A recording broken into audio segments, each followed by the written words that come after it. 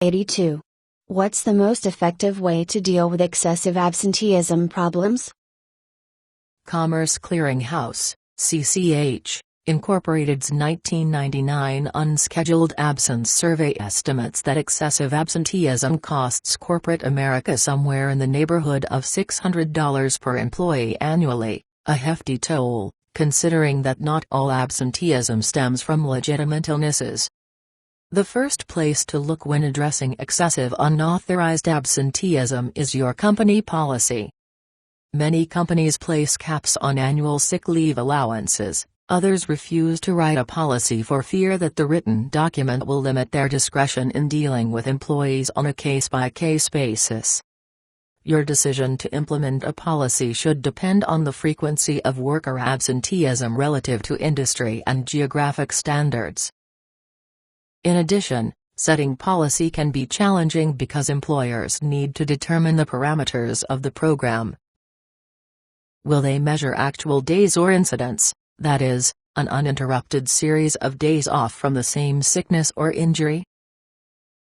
Do they believe that a no-fault or an excuse-based system will be more effective?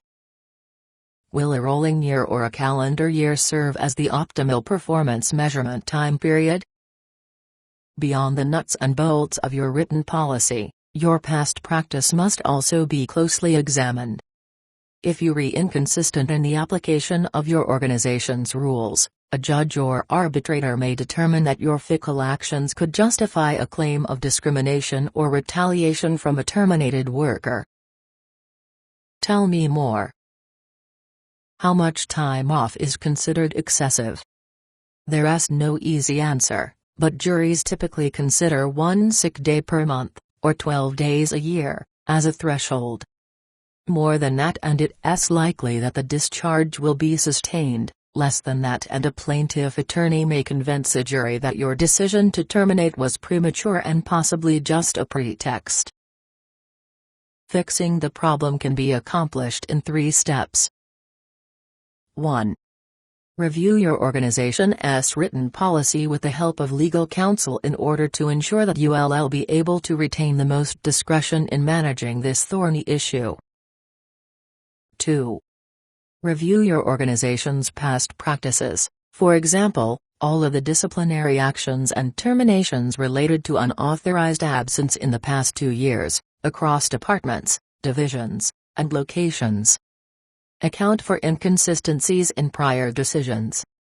Remember that you retain the discretion to change a policy or practice by notifying employees in advance and in writing. You're not obliged to perpetuate a problem once you discover that changing the rule or practice could make things better.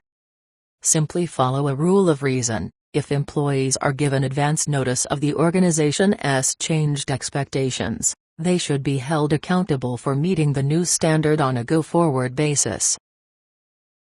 3. Document substandard performance consistently. A sample documentation letter appears in Appendix Q. List the dates and days of the week of the actual incidents. In addition, document the negative organizational impact that resulted from the individual's unauthorized absenteeism. Finally, if your policy does not spell out the specific number of incidents that could lead to termination, include general consequential language. On the other hand, if your company policy spells out the number of incidents of unscheduled absenteeism that will result in dismissal, include that specific information instead.